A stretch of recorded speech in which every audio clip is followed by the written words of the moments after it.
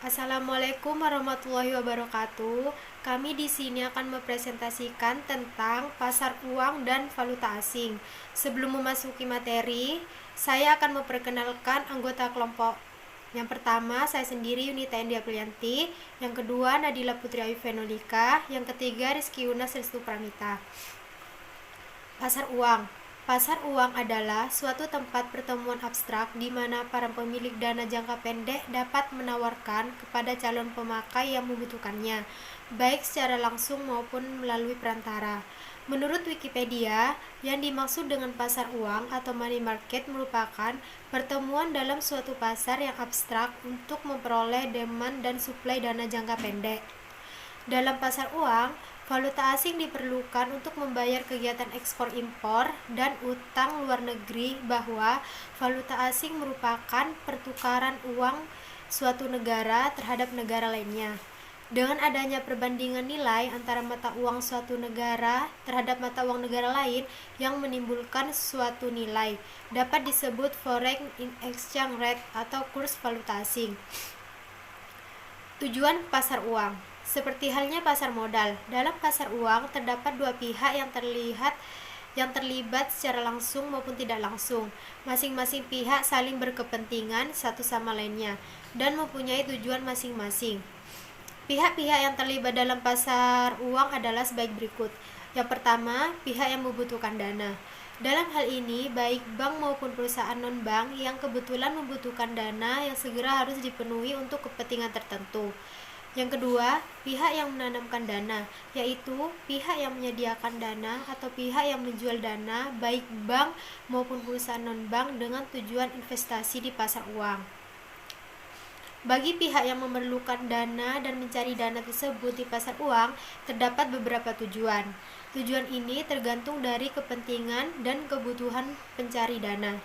Paling tidak ada 4 tujuan dalam menghimpun dana dari pasar uang, yaitu: yang pertama, untuk memenuhi kebutuhan jangka pendek seperti membayar utang yang akan segera jatuh tempo. Yang kedua, untuk memenuhi kebutuhan likuiditas karena disebabkan kekurangan uang kas.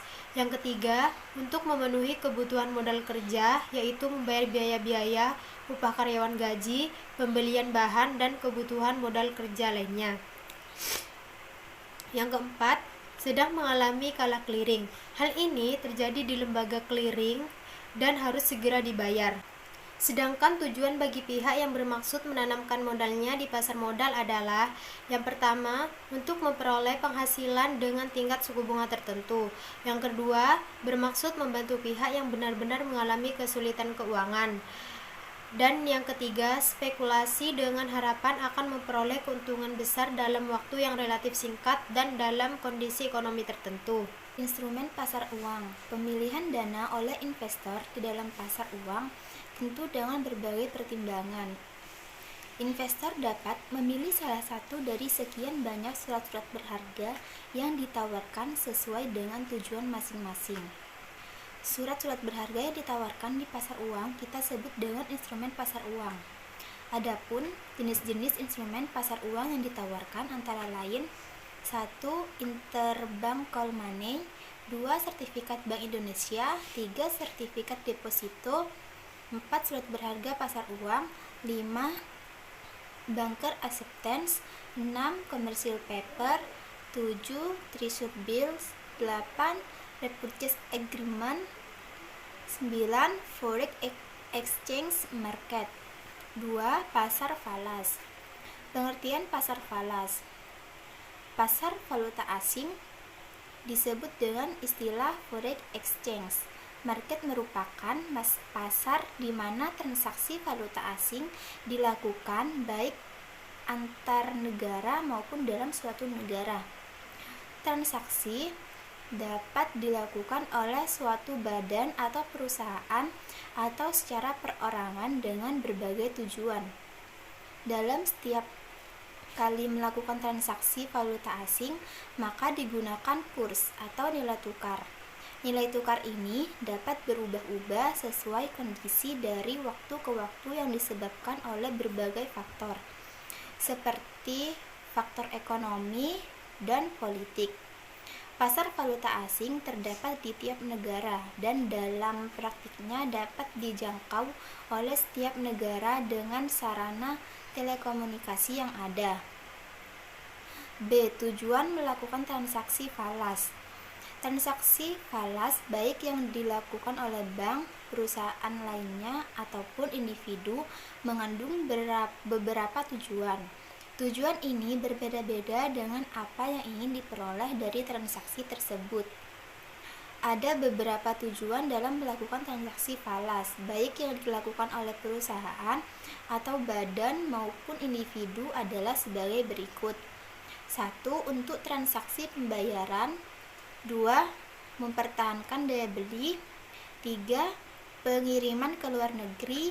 Dan yang keempat, mencari keuntungan. Jenis-jenis transaksi falas. 1. Transaksi spot atau spot transaction. Dalam transaksi spot, biasanya penyerahan falas ditetapkan 2 hari kerja berikutnya. Misalkan kontrak jual beli falas ditutup tanggal 10, maka penyerahannya dilakukan tanggal 12. Namun, apabila tanggal 12 hari Minggu atau hari libur negara asal atau home countries, maka penyerahan dilakukan pada hari berikutnya. Tanggal penyerahan itu disebut value date. 2. Transaksi barter atau swap transaction.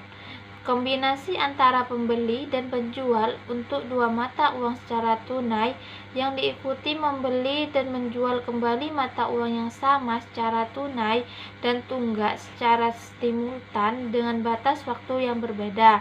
3. Transaksi tunggak atau forward transaction. Transaksi yang penyerahannya dilakukan beberapa mendatang, baik secara mingguan atau bulanan. D. Margin trading merupakan kegiatan pembelian falas secara terus-menerus dalam suatu pasar, misalnya di New York untuk kemusian dijual kembali dengan segera di pasar lain dengan harga yang lebih tinggi. Misalnya di Paris Sun System, penjualan berlangsung secara spot atau tunai. Secara umum, margin trading yang dilakukan oleh bank haruslah memenuhi persyaratan sebagai berikut. 1. Dilakukan berdasarkan kebijakan direksi bank dan dengan kontrak yang sudah disetujui sebelumnya. 2. Dilakukan atas dasar tersedianya margin deposit yang ada. 3. Ditetapkan setinggi-tingginya 10% dari modal bank untuk kepentingan bank. 4. Harus dicantumkan ke dalam laporan mingguan dan juga laporan bulanan. Interaksi antara pasar falas dan pasar uang. Pemilihan dana dalam pasar uang selalu berkaitan dengan pasar uang, artinya jika kita hendak menginvestasikan uang kita dalam pasar uang muka, maka kita akan selalu mempertimbangkan kegiatan yang terjadi di falas. Demikian pula sebaliknya. Hal ini dilakukan untuk menentukan investasi mana yang paling menguntungkan di pasar uang atau falas. Interaksi antar pasar uang dan falas ini menjadi lebih penting apabila jumlah dana yang ada dalam jumlah besar atau kondisi ekonomi pada saat yang kurang baik. Sekian presentasi dari kelompok kami. Kurang lebihnya mohon maaf. Wassalamualaikum warahmatullahi wabarakatuh.